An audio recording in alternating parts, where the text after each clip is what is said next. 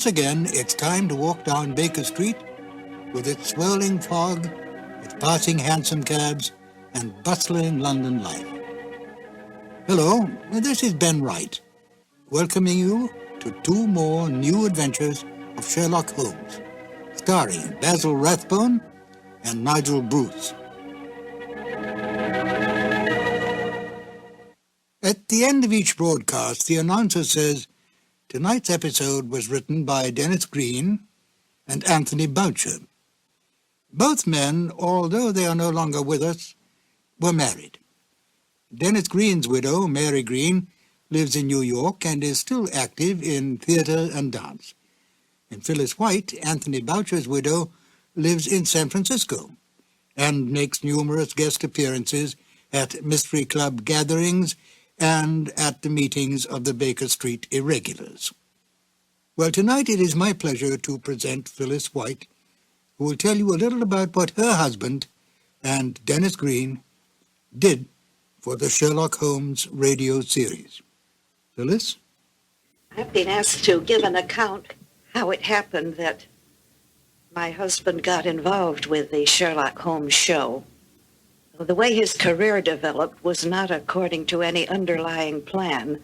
Whenever he turned a corner and moved into a new field, it was brought about by chance. And this was a good example of that. He was at the time a mystery reviewer for the San Francisco Chronicle.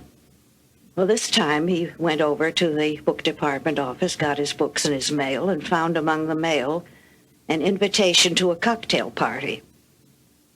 It was in honor of Basil Rathbone and Nigel Bruce, who had come to San Francisco to do a war bond promotion. The party was going on right then, so he could quite easily have learned about it too late. But he trotted right over, and aside from meeting Rathbone and Bruce, there were other people who had come along from the radio program. There was Glenn Hall Taylor, who was the producer, and there was Dennis Green, who was one of the writers. He was writing in collaboration with Leslie Charteris. Well, as it turned out, the Greens were staying on a little longer in the Bay Area. My husband invited them to come over to Berkeley and have dinner with us and see his Sherlock Holmes collection. Well, they went back to Hollywood, and not long after, it turned out that the program was in need of a new writer. Dennis suggested Boucher. Well, it turned out that it meshed just beautifully as a collaboration. Here was a noble project working with gifted colleagues, something that they could all feel affection for and respect, and a lot of fun along the way, too. Thank you, Phyllis. And now, Sherlock Holmes and Dr. Watson in Colonel Warburton's Madness. Petri Wine brings you Basil Rathbone and Nigel Bruce in the new adventures of Sherlock Holmes.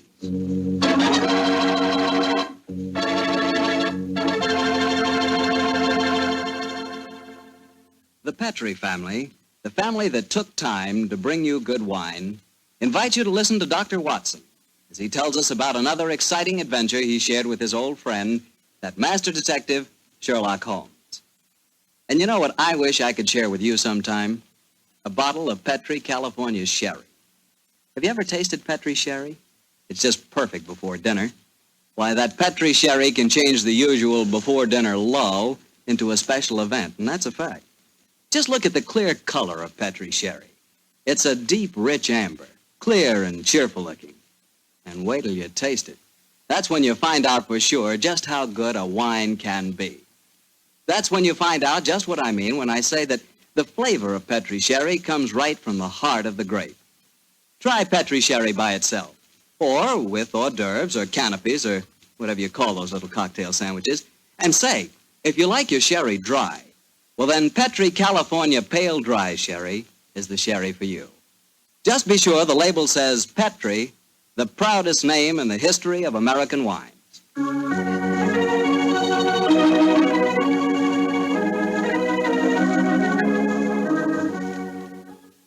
And now let's look in on our old friend, Dr. Watson. Doctor? I'm out here on the patio, Mr. Bartell. Come out and join me. Quiet, Winnie. Quiet, down, Monty. Good fellow. I see the welcoming committee's here. Yes, little scoundrels. They begin to think they own this patio. Scoop them off the chair, Mr. Bartell, and settle yourself down. All right, off you go, boy. Off you go. Go on, off you go. That's it, my boy. As a matter of fact, it's rather appropriate that the puppies should be here tonight, as in the story that I'm going to tell you, a dog played a most prominent part. A dog? What kind of a dog, Doctor? Now, my boy, don't get me anticipating my story. For once, I'm going to start at the beginning. Which was?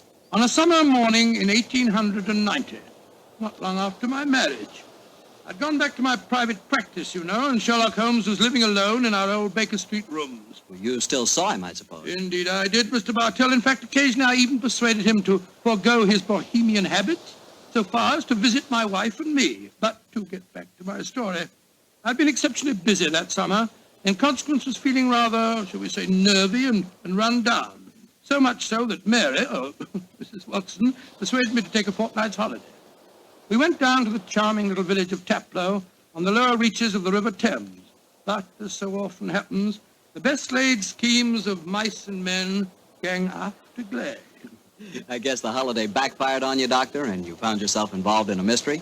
Maybe a mystery calling for the aid of your old friend Sherlock Holmes? Quite correct, Mr. Bartell. We'd only been down there a couple of days when the trouble began. In fact, the whole thing became so involved that I thought the best thing to do was to put the whole strange story in a letter to Sherlock Holmes. This I did. And I can imagine how he chuckled when he read my news. Dear old Watson. Seems to be a little out of his depth. My dear Holmes, I need your help, or at least your advice. 2 days down here, and I've become involved in a most unusual problem. It began this morning when Mary and I were out for an after-breakfast stroll. The sun was shining, the birds were singing, and there seemed every indication of it being a happy and carefree. You know, Mary, I've always thought up to now that balmy was rather a silly word. I still do, John, dear. Nevertheless, it's the only possible word that describes a day like this adequately. Very well, dear, it's balmy. Personally, I'm so happy to see you relaxing that I don't care what the weather's like. You've been working much too hard. Yes, it's been a busy year. Yes, and last year Sherlock Holmes monopolized most of your time. At least I'd got you to myself for once. You dear little thing, you've always been rather jealous of my association with Holmes, haven't you? Not jealous, dear, but I must confess his influence on you wasn't entirely for the good. He had a habit of keeping you out all night. Well, you should be used to that, dear. After all, it happens often enough in my practice. True, John, but on those occasions I know where you are and don't worry about you. And again, you've copied so many of Mr. Holmes' eccentricities. Hmm? Keeping your tobacco in a Persian slipper, for instance. And, oh, John, look down. Look, do you see that woman walking across the field towards us? Yes, well, what's the matter? Do you know her? I'm not sure, but I think it's Ellen Warburton. I believe she does live somewhere near here. And who is Ellen Warburton? An old friend of mine. She's frightfully clever and advanced. She's interested in women's suffrage and all sorts of things. Oh, sounds dreadful. Imagine giving women the right to vote. Their place is in the home. It is Ellen. Ellen Warburton. Oh, how are you? Mary Watson. How very nice to see you again. I'm Mary Watson now. This is my husband. How do you do, Miss Warburton? How do you? How do you do? Mary, I'd heard that you'd married. Aren't you a medical detective or something, Mr. Watson? Not quite, dear. I hold the degree of Doctor of Medicine from the University of London, madam. But he's helped the great Sherlock Holmes on many of his cases. That's how I've heard of him then. Do you mind if I walk with you a little way? Of course not, Ellen. Come along. Do you live near here, Miss Warburton? About 4 miles away, Doctor, at Chevy Grange. I'm a glorified housekeeper for my uncle, Colonel Warburton. Oh, dear, that sounds rather dull for you. As a matter of fact, the state of my uncle's health at the present moment makes it anything but dull for me. That's why I asked if I might walk with you for a way. Well, what's the matter with him, Ellen? He's going mad. Before my eyes. And I can do nothing to help him. Mad? Oh, come now, Miss Warburton. Surely you... Doctor, I'm not an hysterical girl. In fact, I regard myself as something of a scientist. I studied physics for a number of years at Bristol University. And I tell you that my uncle is going insane. What are the symptoms? Most of the time, he's perfectly normal. But when these attacks are on him, he gets in the most frightful rages and says the strangest things. He's even complained of hearing a shrill, piping whistle that comes out of nowhere. I can't hear it, nor can anyone else. But Uncle gets into the most dreadful state. I wonder, would you have a look at him for me, Dr. Watson? Well, I don't Of hardly course, feel... John will do everything he can. Thank you so much. Then supposing you both come over for... So, my dear Holmes, at 7 o'clock this evening, we found ourselves approaching Chevy Grange. It was rather a forbidding-looking place, covering a little more than an acre, I should say. As we stood waiting for admittance, I must confess that I was not entirely... Gloomy-looking place, isn't it, Mary? It is a little forbidding, John, dear. Oh, dear. What's that? Sounds like a tom-tom. Someone singing a weird chant. Seems to be coming from the direction of that barn over there. It doesn't seem quite appropriate, dear, does it? I mean, not in the heart of Buckinghamshire. Why not knock on the door again, John? Yes, it's all right, I will. Perhaps they didn't hear us. Oh, they did. Who is it? Oh, it's guests. It's Dr. and Mrs. Watson, my good man. Acker's the name, sir. Come in, please. The Colonel's expecting you, sir. He's in the study. This way, sir. By the way, Hacker, as we were waiting outside the front door, we heard a strange chant, and it sounded as if someone was beating a tom-tom. Oh, that was Miss Narda. You'll be hearing more of her. Promising beginning. Let's see what happened next. This very unpleasant fellow Hacker showed us into the study where we met Colonel Warburton. First, it was hard to believe that he was a sick man. He looked well enough, and his conversation was sprightly.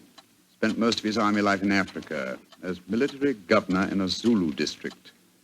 And the African spears and other trophies that lined his study walls bore mute evidence to his past life. He encouraged me to tell him some of my own army experiences. Oh, dear, poor fellow. It was really rather flattering.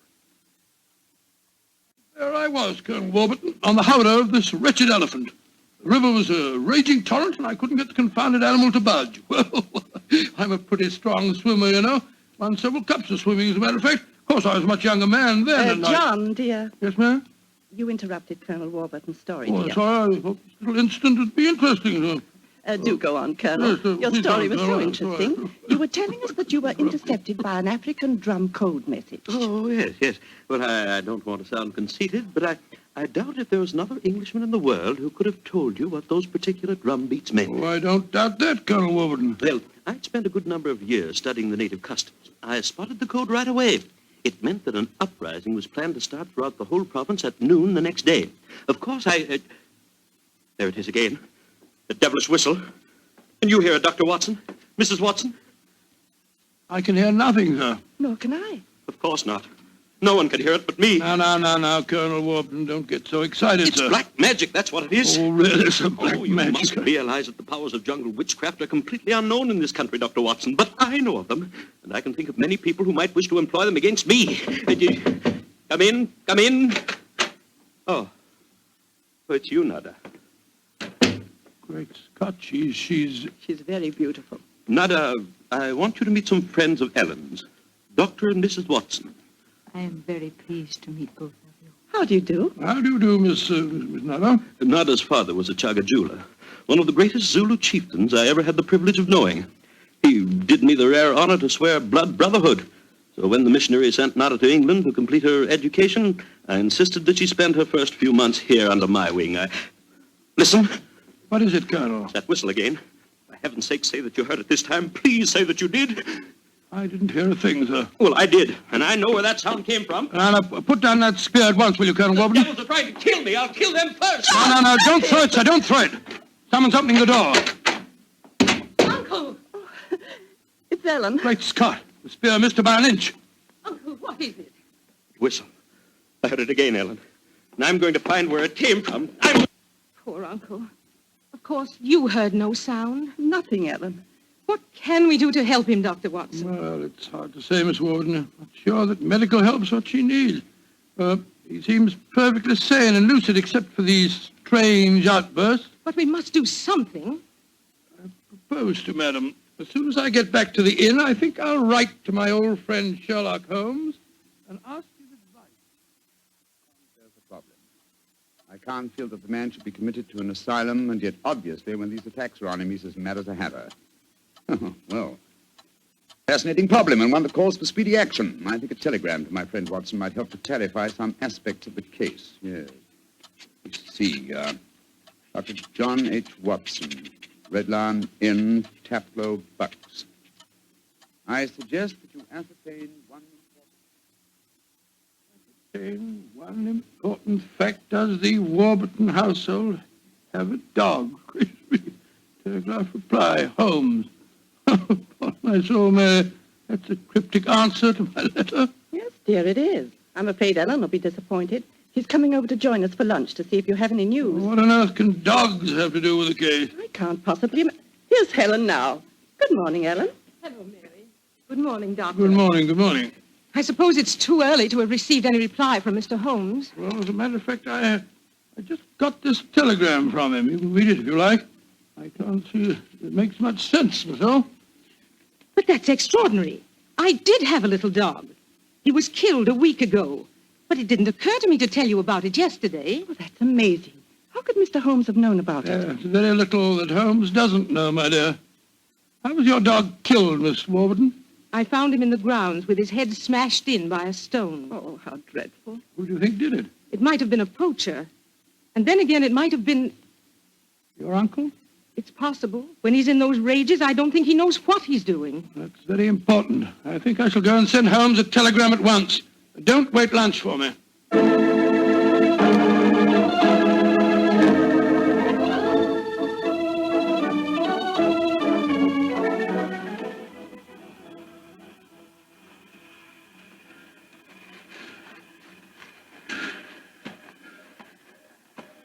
Why did we have to walk over to the station, John, dear? To see if there was an answer at the station telegraph office to the wire that I sent Holmes. Oh, but it's only 4:30, dear. It's hardly possible for him to have answered as quickly as that. In any case, they delivered the telegram to the hotel, you know. Well, it was a nice walk, my dear. Hello, there's a train in the station now. I wonder where it's from.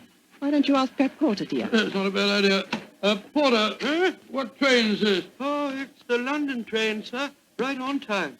Next stop, ready? Not many people getting off here, are there?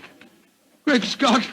Look who's here! Oh, dear, it's Mr. Holmes. And he's got a dog on a leash. Oh, Watson, my dear fellow, how are you? Mrs. Watson, how nice to see you again. Thank you, Mr. I'm Holmes. delighted you're here, old fellow. We walked over to the station to see if you'd answered my telegram, and here you are in person. It occurred to me that I could be down here in the same time that it would take a telegram to reach you. And I decided that a day or two in the country would make a pleasant change, apart from the fact that Colonel Warburton's problem interests me enormously. Why on earth did you bring a dog? I felt that this was a case in which a dog would be of invaluable assistance. Oh, be careful, John. Yes, look out, old chap. I think it would be safer not to pat him. I picked him up in the Mile End Road for a couple of florins, and I fear he's a dog that should have remained in London. A singularly unattractive nature seems to have been entirely ruined by an hour's train ride. Unpleasant brute. Isn't he? By the way, Holmes, what do you make of the case from my letters? Well, I should prefer to reserve my judgment until I've met the Colonel. However, I will vouchsafe one opinion. Oh, what's that? To paraphrase a proverb, don't disbelieve all you don't hear.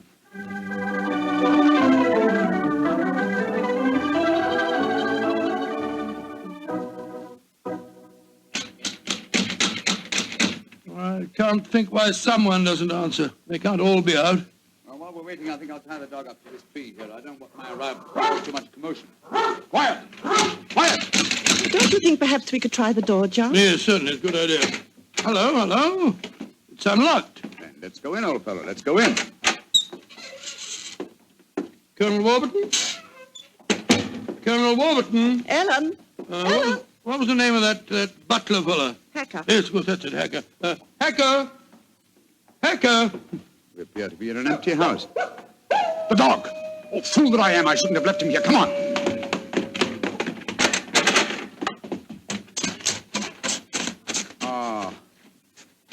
We're too late. Oh, the poor dog. He's been killed. Yes, poor brute. Stabbed to death by one of the Colonel's spears. That proves it, Holmes. The man is mad. I think not, Watson. I think it proves that Colonel Warburton is a great deal more sane than some of the members of his household.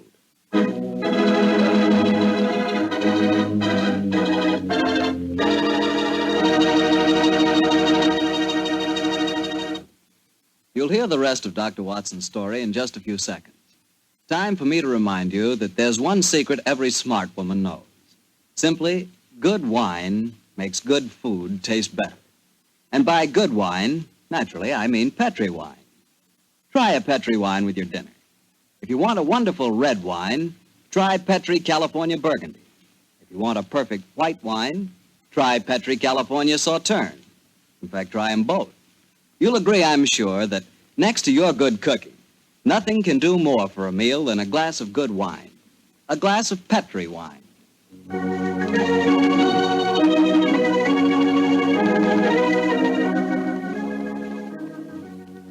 And now back to tonight's new Sherlock Holmes adventure, the story of Colonel Warburton's madness. Holmes, why are we heading for this barn? Seems to me we should be back in the house. Why, old chap? Found the house empty. Besides, I thought I heard. Shh, shh, shh, shh. What is it? Listen. It's the same sound that Mary and I heard yesterday. Oh, once more, it's coming from the barn. Come on, Watson, but quietly.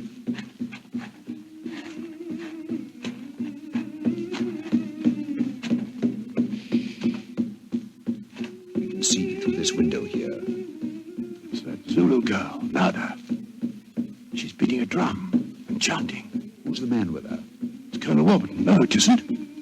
It's that servant fellow, Hacker. What in thunder's he doing here? Apparently assisting Miss Nada in some of her African mysticism. It's black magic they're dabbling with, just as the Colonel said. Let's go in and catch them red-handed. No. Stay quiet. We'll talk to them soon enough. The moment I feel it's much more urgent that we find Colonel Warburton. Come on.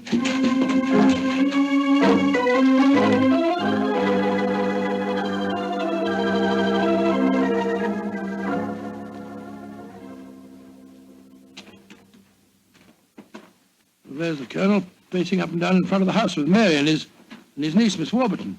We shouldn't have left the women alone with him, you know. The man's dangerous. I don't think the women have been in any danger, Watson. John, dear, where have you been? Oh, well, Holmes and I decided we'd take a little walk. It proved very interesting.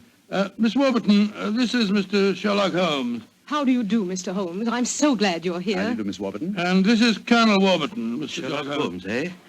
I suppose you think I killed your wretched dog. Well, I might have done it. When I hear that whistle, something seems to snap in my brain. I might have killed it. Why doesn't your doctor friend certify me as insane? Send me where I belong before I do any worse, damn it. Poor man. Isn't there anything you can do for him, Mr. Holmes? I most certainly will try to, Miss Warburton. Watson, old fellow, I wonder if you'll follow the Colonel and give him a sedative. I'm afraid he has quite an ordeal before him. Of course I will, Holmes.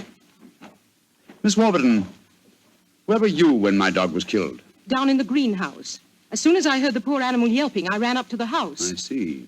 Mr. Holmes, you are going to be able to help the Colonel, aren't you? I'm convinced of it, Mrs. Watson. That is why I brought a dog with me from London. But now that he's dead, I must obtain another one before I can proceed further with the case. Now, I wonder where on earth I can find a dog. Look, Huh? down by the gate. There's a little girl walking with the dog. That's Sarah Entwistle, the daughter of our neighbors. Sarah, eh? Oh, excuse me, will you just a moment? Sarah! Sarah! Yes, Oh, Sarah. Sarah, my dear, what a pretty dog you have there. What's his name? it's a her. Her name's Boojum. What's your name? Holmes. Sherlock Holmes. Sherlock? That's a funny name. Yes, it is, isn't it? Look here, Sarah. Here's a nice, shiny half-crown for you. Why are you giving me money? Well, because I love dogs, and I want to borrow, what did you call him? Boojum. Boojum. Oh, yes. I want to borrow Boojum for half an hour. Why? Well, I want to play with her, Sarah. You can play with her here. She's awfully friendly. Well, you see, I really want to take her for a nice walk. Why? She's just had Now, one. look here, Sarah. It's a beautifully shiny half-crown. Mommy's told me I mustn't take money from But strangers. I'm not a stranger. I'm a friend of Colonel Warburton.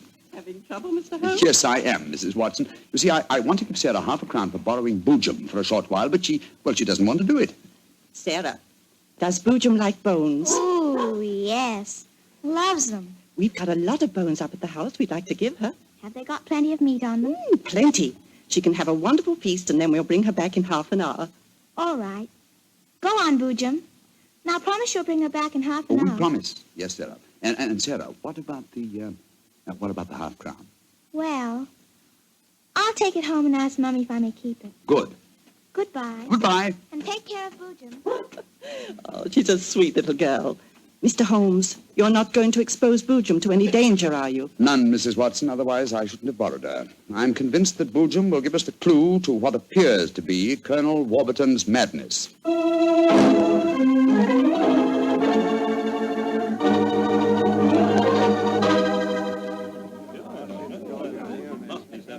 Now, let me see. We're all here. Miss Warburton, the Colonel, Miss Nada, Hacker, and the dog Boojum. Yes. Now, ladies and gentlemen, I propose to conduct an experiment. Before I conduct it, I should like to point out the chronology of the events in this case. First, Miss Nada arrived here. Mr. Holmes, you're not suggesting Please let me finish, Miss Nada. First, Miss Nada arrived here. Second, the Colonel first heard the mysterious whistle. Third, your dog was killed, Miss Warburton.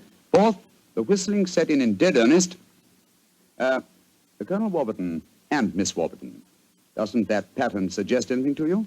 No, I can't say that it does, Mr. Holmes. I don't see what you're driving at. Nor do I, Holmes. We should be more explicit. Very well, then I will. I shall now conduct my experiment. I want you all to watch Colonel Warburton and the dog Boojum. Excuse me while I turn my back. Now. There it is again. That whistle. The dog heard it, too. Great Scott, Holmes.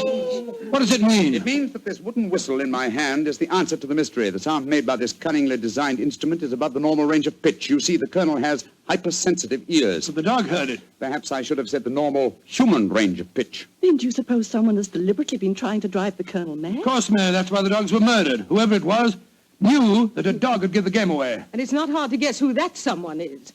Nada, this started when you came here. Is this your gratitude for the Colonel's kindness to you? Endangering his sanity with your evil black magic? That is not true. One moment, please, Miss Warburton. Miss Nada. Yes, Mr. Holmes. Dr. Watson and I watched you in the barn some 3/4 of an hour ago with Hacker. Were you engaged in practicing any form of black magic? No. I was praying to my old gods to save the Colonel's sanity. What were you doing there, Hacker? Don't tell me you were praying to old gods, too. I used to be a chapel-going man, sir, but I don't know. No harm in trying something new, I always say.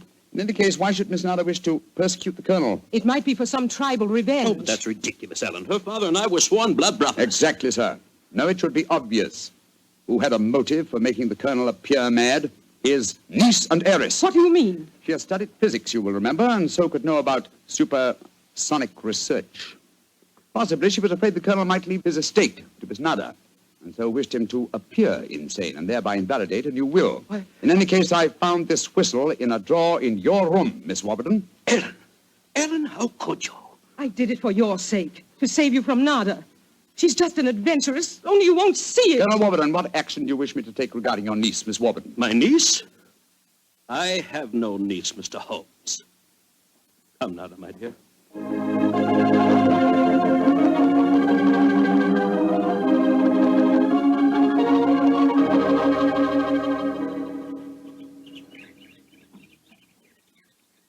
Oh, what an amazing case, Holmes. Mary, wasn't it clever the way Holmes solved it? It was very interesting, dear. I was quite enthralled. Oh, now I think I shall return to London and let you two finish your holiday in peace. Before you do that, Mr. Holmes, there's one thing we should do. What, Mary? Boojum. We promised, you know. Oh, yes, of course. I think the three of us might walk her home. But before we do that, I suggest we rummage through the kitchen. The kitchen? What on earth for? Bones, dear. Exactly. And bones with plenty of meat on them.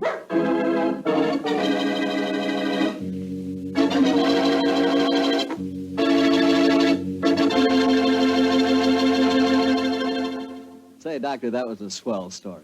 And look, you mean there really is a whistle that only dogs can hear? I thought you'd ask me that question, so I've got one of those whistles to show you. There. Well, there's nothing unusual about it. Blow it, Doctor. Well, listen, Mr. Bartell, if I want you to come quickly, I don't just have to whistle. All I have to say is, would anybody like a glass of Petri wine? And hey, presto, there you are. Well, can you blame me? I know a good wine when I hear it. And Petri wine sure is good wine.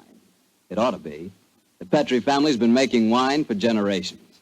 As you know, ever since they started the Petri business way back in the 1800s, that business has always been family-owned and operated.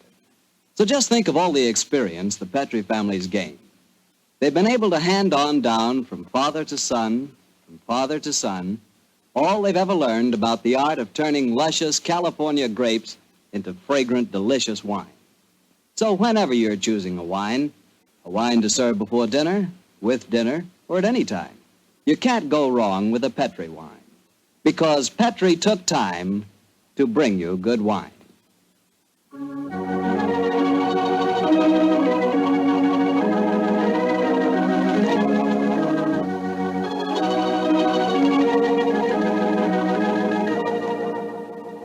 Tonight's Sherlock Holmes adventure is written by Dennis Green and Anthony Boucher and is based on an incident in the Sir Arthur Conan Doyle story, The Engineer's Thumb. Mr. Rathbone appears through the courtesy of Metro-Goldwyn-Mayer and Mr. Bruce through the courtesy of Universal Pictures, where they are now starring in the Sherlock Holmes series.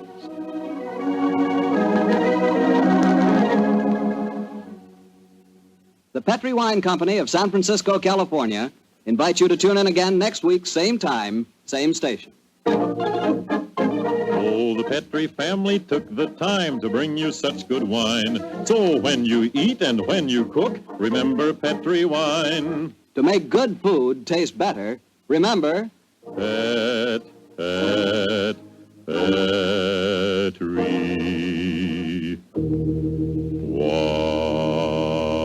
wine. This is Harry Bartell saying goodnight for the Petrie family. Sherlock Holmes comes to you from our Hollywood studios. This is the Mutual Broadcasting System.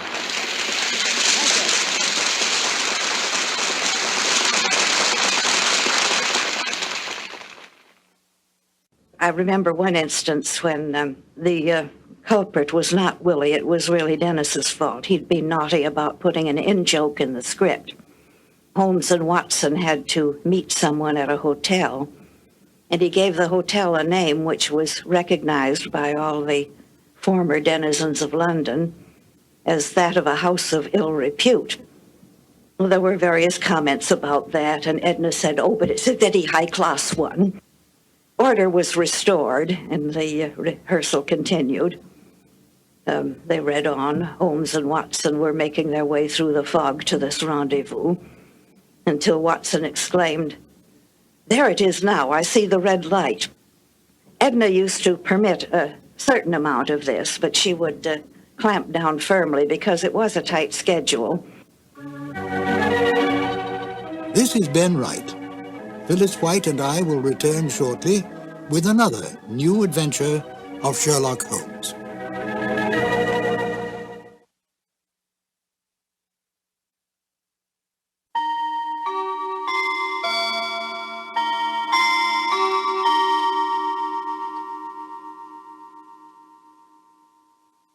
We return again to Phyllis White, who had some more delightful information about the Sherlock Holmes radio broadcasts. Phyllis? Rathbone and Bruce were making films, and they had just one day off per week for the radio work. They received the scripts a couple of days early to look over if they had time, and they would turn up at the studio early the afternoon of broadcast day. And the first reading would be rather slow and broken up as there was discussion and maybe a few changes. Then there would be a reading for timing to fit to the exact number of minutes available. It was more likely to be too long than too short. Edna would flip over a few pages and knock out a couple of words here and a couple on another page, and it would miraculously come out exact to the minute. And so they went through the rest of the afternoon as the tempo and pressure increased and the show sharpened up. At the end of the afternoon, they went on the air for the eastern United States. Then there was a couple of hours break, and everybody would go out to dinner. Then they would come back and do it all over again for the West Coast. I feel very thankful now that these live and ephemeral shows were captured on disc and that they could now reach a new audience. Now, please join Phyllis and I as we listen to The Iron Box. This episode from the life of Sherlock Holmes will be transmitted to our men and women overseas by shortwave and through the worldwide facilities of the Armed Forces Radio Service. Petri Wine brings you Basil Rathbone and Nigel Bruce in the new adventures of Sherlock Holmes.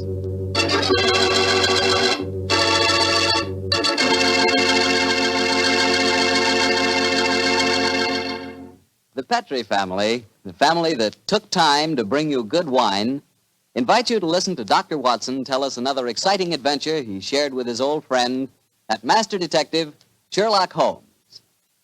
Well, this is it, New Year's Eve.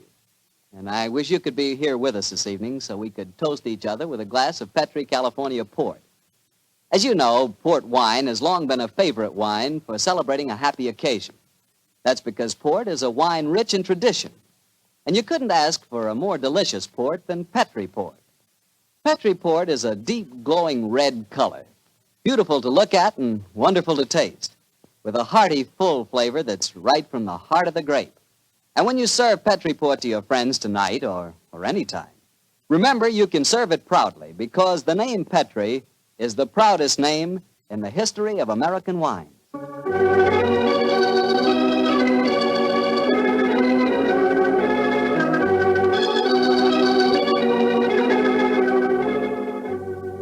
And now I'm sure Dr. Watson's waiting for us, so let's drop in and see him.